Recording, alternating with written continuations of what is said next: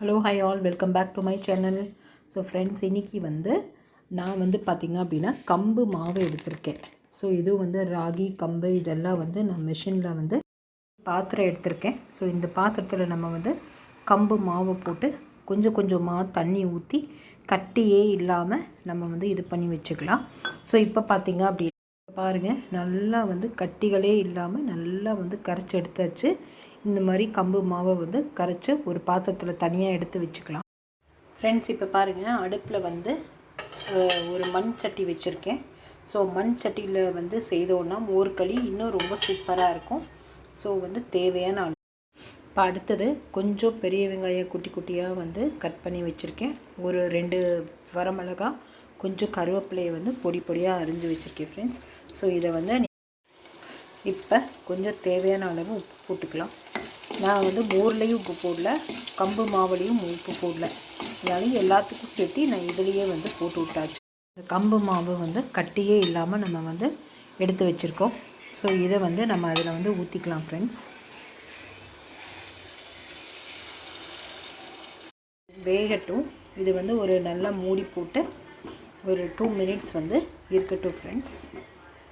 இப்போ நம்ம எடுத்து வச்ச மோரையும் இதில் சேர்த்திடுவோம்.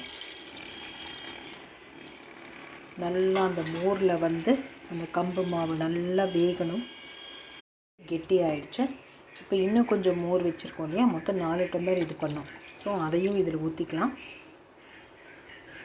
ஸோ ஒரேடியாக எல்லாத்தையும் ஊற்றாமல் கொஞ்சம். ஃப்ரெண்ட்ஸ், இப்போ பாருங்கள், நல்லா வெந்துட்டுருக்கு. ஸோ இது நல்லா மோரெல்லாம் வற்றி நல்லா ஒரு அல்வா பதத்துக்கு வந்தவொடனே நம்ம தட்டில் கொதிக்குது அப்படின்னு சொல்லிட்டு.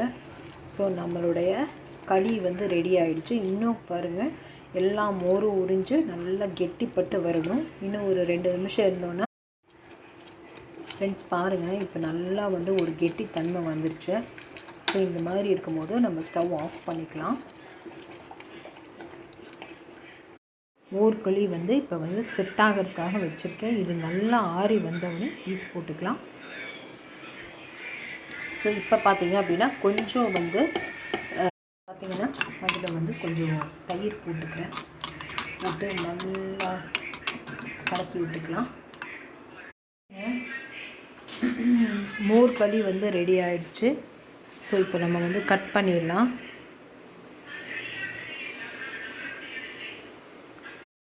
ஃப்ரெண்ட்ஸ், இப்போ பாருங்கள், கம்பு மோர்களி ரெடி ஆகிடுச்சு.